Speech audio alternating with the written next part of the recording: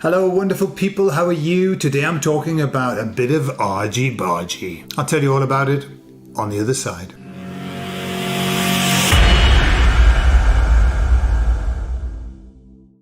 So in a recent conversation I was asking how things are going, and they said things are going at a phenomenal pace. A phenomenal pace. And I think we can all agree they certainly are. But then they said, obviously, because things are going at a phenomenal pace, we've got to expect that the pace of the baddies will also be going at a phenomenal pace too. And I think we can see that. And it made me think of the World Economic Forum latest gathering that they had.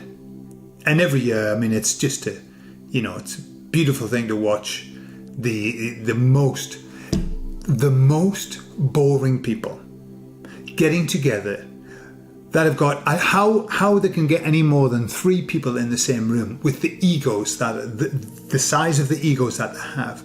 I mean, they are enormous. I remember watching John Kerry, that really interesting man, hypocrite, clearly, who was talking about the fact that, it's incredible how we can get together and decide the fate of mankind. That is what's called the God complex. And I think all of them have it. All of them have it. I watched the most incredible, I don't know if you remember me talking about the daughter of Klaus Schwab and the son of George Soros and saying, who the fuck are they?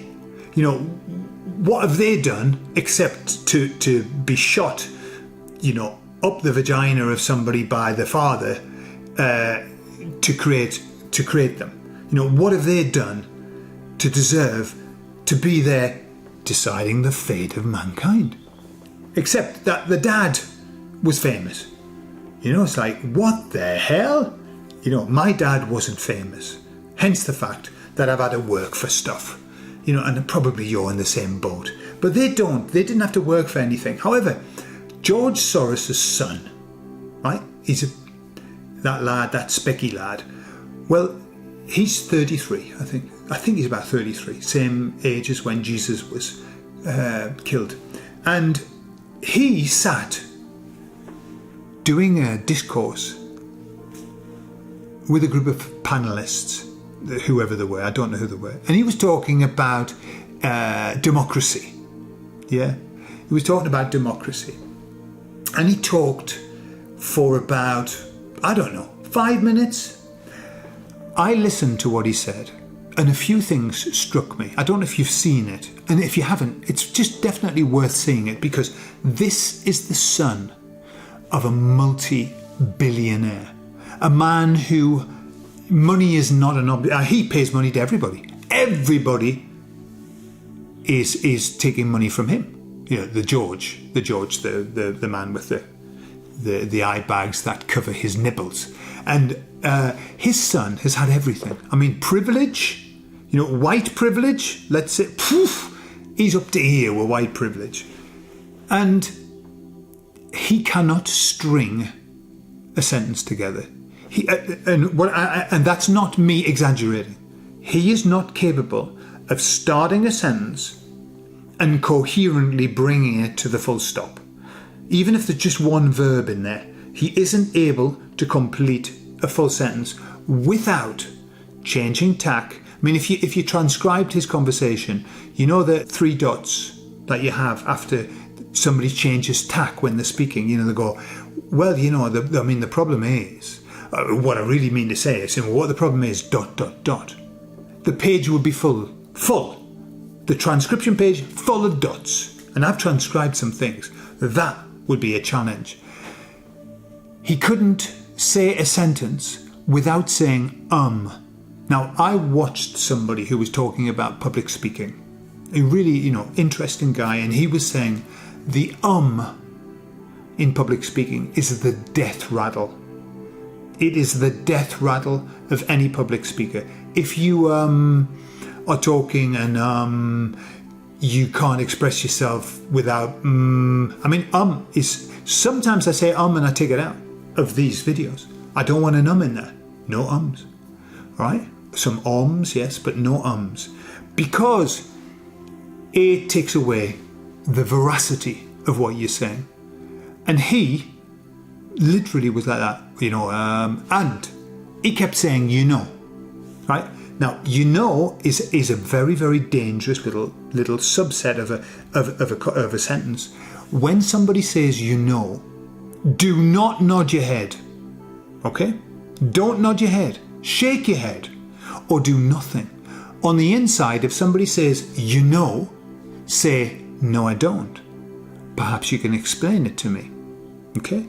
Why? Because is a tag question, but it's also a hypnotic command. If you nod your head, you are saying, yes, I do. Yes, I do. And that means you are going to accept the premise of that particular thing. Except not with George Soros' son. I don't know what his name is. I don't want to learn it. Because there was no premise to the sentence. There's no sense to the sentence. He is a senseless person. He was trying to say something and said nothing at all of any sense. So either he was trying to skirt around saying something without saying it, and he did a fucking good job there because he said something without saying anything, and generally, or he was just really bad, or he was just the worst public speaker that you could possibly imagine. Now, I would imagine that in his training, in his multiple years of having one-to-one tutors or whatever, I would imagine that he's had a bit of practice at public speaking, but no, clearly not. Biggest pile of shit ever. My 7-year-old son could publicly speak better than him. So, and these are the people who aspire to look after the world, who aspire to know more than us. He doesn't even know how to make a sentence. So quite how he's going to run the world is another thing. Anyway, in the WEF, getting back to the WEF, they have changed tack. Did you notice? Because when they got together before with the Greta, the Greta Thunberg, it was all the change of the climate, and it was all that, but not this year. They've done a hierarchy of needs, a hierarchy of danger. You've probably seen it. The hierarchy of danger. The change of the climate's gone down to number 3. It's dropped down. And number 1, the biggest, most present danger is disinformation and misinformation. That's the one. Why on earth would they be worried about that? Why on earth? If it's disinformation and misinformation, why? Why are they worried? Because we're in the middle of the Great Awakening. And people are finding out at least another version of the truth. And they're seeing that. And what they're seeing is that alternative media is exploding. Now, they've tried to piggyback the alternative media by creating alternative media stations. But they're getting found out. We're not stupid. We're not idiots. And we know when we start seeing that same pattern, which is we'll tell you what, we'll tickle your ears. Have you heard the ear ticklers? It talks about in the Bible. We'll tickle your ears and then we'll give you the real agenda. And we're getting very wise to that. It's obvious. And there are loads of alternative media that are not ear tickling. They're kind of just saying it as it is. Just saying it as it is. And so what the emissaries were saying about all of that, oh, by the way, the WEF also have invented a new word, which is Ecocide. Have you heard of it? Ecocide. And that's basically anybody who farms the land is committing ecocide. Anyone who might want to turn over a bit of soil to produce some food, anyone who might want to raise animals to produce a bit of food, raise vegetables to, whatever. Ecocide. And that's, I don't know whether that was number 2 problem. I think it might have been number 2 problem. But that's basically what they're worried about. But the number 1 is misinformation and disinformation, and that tickled me. But as the emissary said, you know, as the ante is upped, and the uncle, then we've got to prepare ourselves for a bit of argy bargy. That's what their words, well actually that's kind of how their words translated. A bit of argy bargy. And they showed me an image of a tug of war. And what they said is that we're in this tug of war. And, you know, there was an equal amount, or there's more people on their side who were always tugging, and the rope was moving toward them. But loads of people are abandoning the ship, like rats running off the ship. And they're coming over to our side, and they're starting to pull from our side. And so we are having more and more people on the tug of war on our side, and they're having less and less. But the emissaries then just showed me, we went to the end of the rope, because they're very visual, you know, sometimes. I like what they do. And the rope's tied on our end.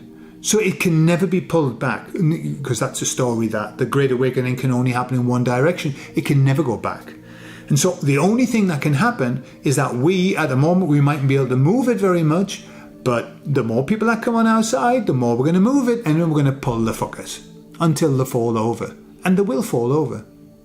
So that's where we are. That's where we are. It's argy bargy time. Argy bargy. But that's okay, because without the argy bargy, there'll be no shifting. Okay, so there you are. So if you, the son of George Soros, are watching this video, and I very much doubt it, look me in the eyes and just fuck off. Go and learn how to speak properly before you make an absolute tit of yourself, which you did. You made a tit of yourself, and everybody is talking about you now. All your credibility, whatever you had, has gone. Even with people who believe who you are. Credibility down the shitter. I love you all, and I'll speak to you all later. Bye-bye.